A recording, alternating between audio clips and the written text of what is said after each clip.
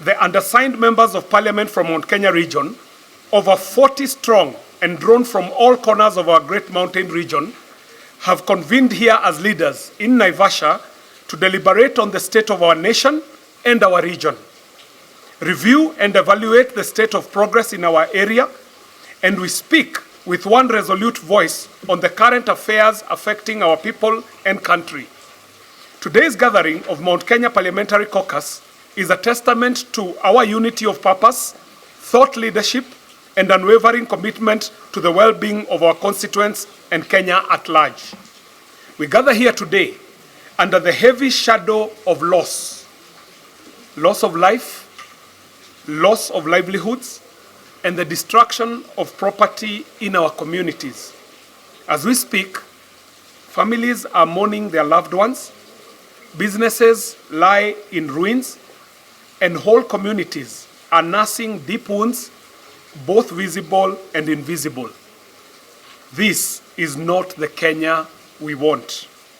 No cause, no political ambition, no grievance, however legitimate, should ever come at the cost of innocent lives or lead to destruction of property. We stand with the ordinary mwananchi whose life has been disrupted and whose dignity has been trampled on in the crossfire of political irresponsibility. Enough is enough. We mourn with the families who have lost so much in the recent chaos, losing lives and loved ones and losing property and investments, and we vow to do everything that is in our power to ensure that this never happens again. The violence and the mayhem witnessed in parts of our region recently have been instigated by reckless, selfish politics. We note with utter disgust the attempted attacks on critical economic installations and facilities within the Mount Kenya region.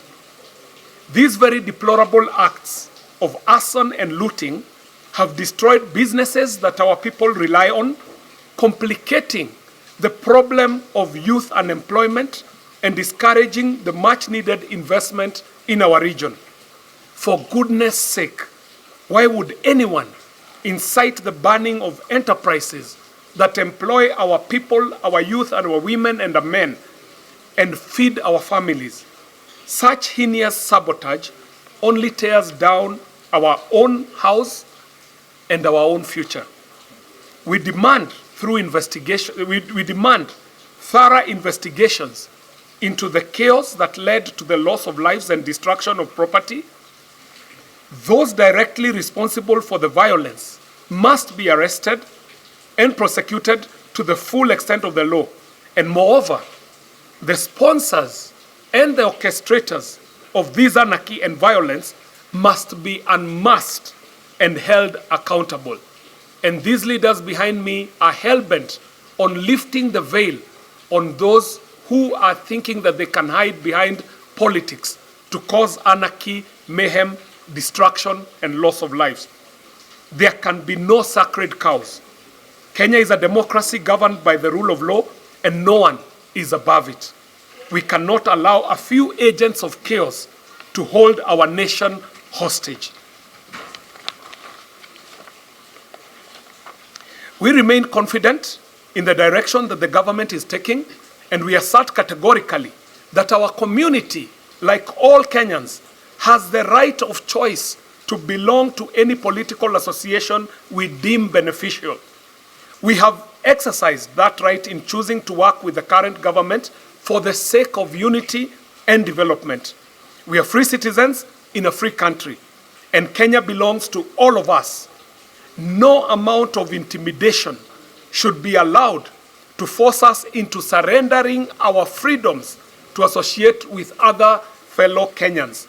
Our people will work with whoever advances their interests and the ones who advance national interests. We will not be confined to parochial politics or ethnic cocoons. The mountain is open for partnerships with all who are willing to join hands in building our beloved country, Kenya. We, the Mount Kenya Parliamentary Caucus, are steadfast and eternally vigilant in protecting the interests of the mountain and the rights of our electorate. We stand here mandated, responsible, responsive, and strategic as leaders with a clear vision for the people that we represent. Our agenda is development, peace, and prosperity for our region and for Kenya. We will continue working hand in hand with the national leadership and all Kenyan communities to ensure that every promise that was made to the people is kept. Despite the challenges we have faced and still face as a country, we remain optimistic that with continued stability and focus, the pledges of the Kenya Kwanza government will be delivered in full to our people. The projects to improve infrastructure, create jobs, lower the cost of living, and uplift our farmers and businesses continue to materialize. Mount Kenya will receive its fair share of development, as is already happening, and even more. We will not rest until the lives of our people are improved in these intangible ways. In conclusion, we urge all our people in the Mount Kenya region and across the nation to reject the politics of hate, the politics of fear, the politics of intimidation and distraction. We call on everyone to channel any concerns and the energies into constructive engagement and to safeguard the peace of our beloved country. Kenya is ours to build, not ours to burn. When Mount Kenya stands firm and united with the rest of Kenya, the whole nation stands stronger. We in the Mount Kenya Parliamentary Caucus pledge to remain united, focused and firm in guiding our region within the national family. We are here to ensure that the mountain's voice continues to be heard loud and clear, and that our people and our people's aspirations are not only heard, but are also met. United we stand, divided we fall, and Mount Kenya will never fall. We are moving forward together with all Kenyans for the sake of our children's tomorrow. Our resolve is unshakable to keep Mount Kenya at the heart of Kenya's prosperity for now and for generations to come. This is signed by over 40 members of Parliament and Senate and other leaders, and this is including also some who were with us a bit earlier and had to leave, one or two.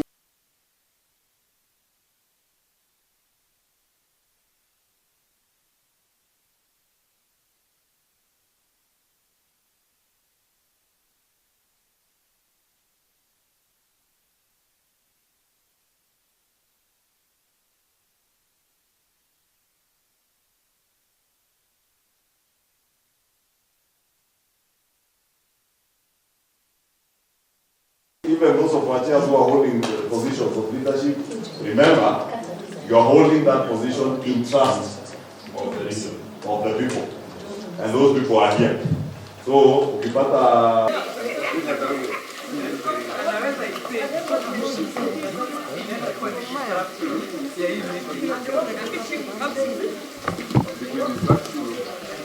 Good afternoon. It will help to reduce that. So maybe that is what you are referring to. On projects, again, let me say, it's Karemba who are saying leadership. Because I was also speaking to you about timing. Don't come and say, we push for me post-budget. Because you have to wait for another year. Yeah? But thank God, if you saw the news last week, they report the elections during elections from July of 2027. So it's the next one budget. Yes? But in between that, you may have something small. Say one. Yeah? Because the last year's budget comes post-election. We'll do it in February.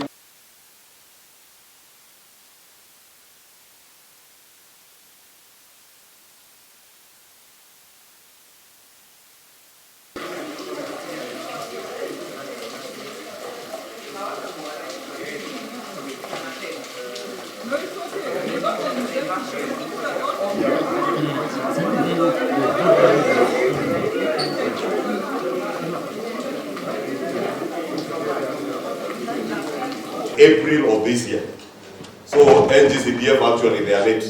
Yeah, they are late. And you had, if you listen to John Buddy when he was speaking during the budget speech, on his statement on revenue raising measures, even with all the interruptions that were there, disruptions that were there after June of last year, they were still able to meet the revised targets.